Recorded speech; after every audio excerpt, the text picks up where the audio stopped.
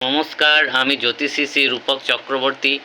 আজকে মূলত আমি যে বিষয় নিয়ে আলোচনা করব সেটা হলো আমাদের আর্থিক দিক এবং জ্যোতিষীয় মাধ্যমে আর্থিক দিকের বিচার বিশ্লেষণ।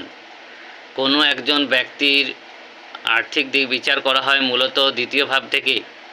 দ্বিতীয় ভাবের অধিপতি গ্রহ এবং দ্বিতীয় ভাবের অধিপতি গ্রহের নক্ষত্রে যে গ্রহরা অবস্থান করবে এবং দ্বিতীয়ভাবে অবস্থিত যে গ্রহটি, সেই গ্রহটির নক্ষত্রে যে গ্রহগুলি অবস্থান করবে এবং দ্বিতীয়ভাবে যে স্টার অবস্থান করবে সেই স্টারের এবং সেই স্টারের নক্ষত্রে যে গ্রহগুলি থাকবে সেই গ্রহগুলি ব্যক্তিটির জীবনে অর্থ এনে দেবে।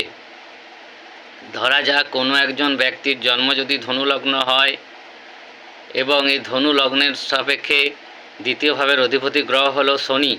এই শনি গ্রহের নক্ষত্রে যে গ্রহগুলি অবস্থান করবে সেই গ্রহগুলি ব্যক্তিটির জীবনে অর্থ এনে দেবে। শনি গ্রহের নক্ষত্রে যদি মঙ্গল গ্রহ এবং রবি গ্রহ অবস্থান করে, মঙ্গল হলো ধনুলগ্ন সাপেক্ষে পঞ্চম ভাব ও দ্বাদশ ভাবের অধিপতি এবং রবি গ্রহ হলো নবম ভাবের অধিপতি, এবং ধনু লগ্নের দ্বিতীয়ভাবে যদি চন্দ্রের স্টার পেয়ে থাকে, এই চন্দ্র হলো অষ্টম ভাবের অধিপতি। তাহলে আমরা বলবো যে ব্যক্তিটির জীবনে মূলত দ্বিতীয় ভাব, তৃতীয় ভাব, পঞ্চম ভাব, অষ্টম ভাব ও দ্বাদশ ভাব এবং নবম ভাব থেকে আর্থিক প্রাপ্তি ঘটবে। দ্বিতীয় ভাব থেকে আর্থিক প্রাপ্তি মূলত আমরা পারিবারিক সূত্রে যে অর্থপ্রাপ্তি করি বা কোনো রকম কোনো পারিবারিক কোনো ব্যবসার মাধ্যমে ব্যক্তিটি অর্থপ্রাপ্তি করবে। পঞ্চম ভাব থেকে মূলত আমরা আমাদের সন্তান হবার পর সন্তান প্রাপ্তির পর অর্থপ্রাপ্তিকে নির্দেশ করে। আবার পঞ্চম ভাব থেকে আকস্মিক প্রাপ্তিকে নির্দেশ করে। ফাটকা, জুয়া, lottery, share market, stock market, cinema, media ইত্যাদি মাধ্যমে ব্যক্তিটি অর্থ লাভ করবে। নবম ভাব হলো মূলত আমাদের ভাগ্যভাব। ব্যক্তিটি তার ভাগ্যের সহায়তায় অর্থপ্রাপ্তি করবে, উচ্চশিক্ষার মাধ্যমে বা বাড়ি থেকে দূরবর্তী স্থানে গিয়ে অর্থপ্রাপ্তি করবে, বা কোনো ধার্মিক কোনো কাজের সাথে যুক্ত থেকে বা পরামর্শদানমূলক কোনো কাজের সাথে যুক্ত থেকে ব্যক্তিটি অর্থপ্রাপ্তি করবে। ব্যক্তিটি অর্থপ্রাপ্তিতে তার ভাগ্য এবং তার পিতা সহায়তা করবে। ঠিক একরকমভাবে মঙ্গল দ্বাদশ ভাবের অধিপতি হওয়ার কারণে ব্যক্তিটি কোনোরকম কোনো ইনভেস্টমেন্টের মাধ্যমে যেমন অর্থপ্রাপ্তি করবে, ঠিক একরকমভাবে ব্যক্তিটি ফরেনের থেকে অর্থপ্রাপ্তি করবে, ইম্পোর্ট এক্সপোর্ট কোনো রকম ব্যবসা, এছাড়া জেল, হসপিটাল ইত্যাদি কোনো কাজের সাথে যুক্ত থেকে অর্থপ্রাপ্তি করবে। কোনো রকম সেবাশ্রমের সাথে যুক্ত থেকে ব্যক্তিটি অর্থপ্রাপ্তি করবে। আবার ধনুলগ্ন সাপেক্ষে যেহেতু অষ্টম ভাবের অধিপতির কানেকশন দ্বিতীয় ভাবের সাথে ছিল, তাই ব্যক্তিটি জীবনে উত্তরাধিকার সূত্রে কোনো প্রাপ্তিকে নির্দেশ করে বা আকস্মিক কিছু প্রাপ্তিকে নির্দেশ করে বা শ্বশুরবাড়ির সূত্রের অর্থপ্রাপ্তিকে নির্দেশ করে।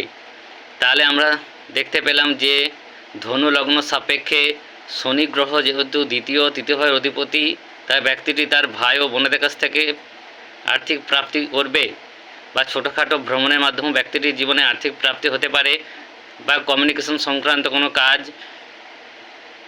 মিডিয়া, জার্নালিজম, কোনো রকম কোনো কমিউনিকেশন সংক্রান্ত কাজের মাধ্যমে যুক্ত থেকেও ব্যক্তিটি অর্থপ্রাপ্তি করবে। শনি গ্রহ দ্বিতীয়ভাবে অধিপতি হওয়ার কারণে ব্যক্তিটি পারিবারিক সূত্রে অর্থপ্রাপ্তি করবে এবং তার ভাই বোনদের কাছ থেকে প্রাপ্তি করবে। কোনো রকম মিডিয়া বা অনলাইন কাজের সাথে যুক্ত থেকে অর্থপ্রাপ্তি করবে। পঞ্চমভাবে অধিপতি মঙ্গল হওয়ার কারণে ব্যক্তিটি জীবনে আকস্মিক প্রাপ্তি, লটারি, শেয়ার, জুয়া, ফাটকা ইত্যাদির মাধ্যমে বা কোনো সলিউশন প্রোভাইডার, কোনো রকম কোনো পরামর্শ দানমূলক বা উপদেশমূলক কোনো কাজের সাথে যুক্ত থেকে ব্যক্তিটি যেমন অর্থপ্রাপ্তি করবে, ঠিক একরকমভাবে নবম ভাবের অধিপতি দ্বিতীয় ভাবের অধিপতির সাথে যুক্ত থাকার কারণে ব্যক্তিটি তার ভাগ্যের সহায়তায় অর্থপ্রাপ্তি করবে, পিতার সহায়তায় বা গুরুজনের সহায়তায় অর্থপ্রাপ্তি করবে। এবং অষ্টম ভাব যুক্ত থাকার কারণে ব্যক্তিটি আকস্মিকভাবে অর্থপ্রাপ্তি করবে, শ্বশুরবাড়ির সূত্রে ও উত্তরাধিকার সূত্রে অর্থপ্রাপ্তি করবে।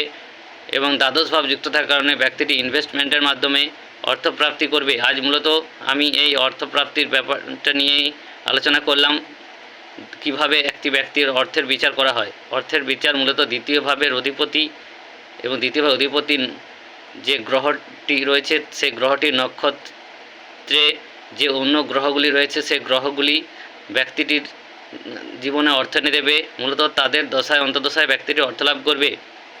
আমি যেমন বললাম যে ধনুলগ্ন সাপেক্ষে শনি গ্রহ যেহেতু দ্বিতীয় ভাবের অধিপতি এবং এই দ্বিতীয় ভাবের অধিপতি গ্রহের নক্ষত্রে যেহেতু রবি এবং মঙ্গল অবস্থান করছে এবং চন্দ্র যেহেতু অষ্টম ভাবের অধিপতি হয়ে দ্বিতীয় ভাবের স্টার অধিপতি হয়ে অবস্থান করছে, তাই ব্যক্তিটি রবি, মঙ্গল, চন্দ্র এবং শনি এই চারটি গ্রহের দশা অন্তর্দশায় অর্থপ্রাপ্তি করবে।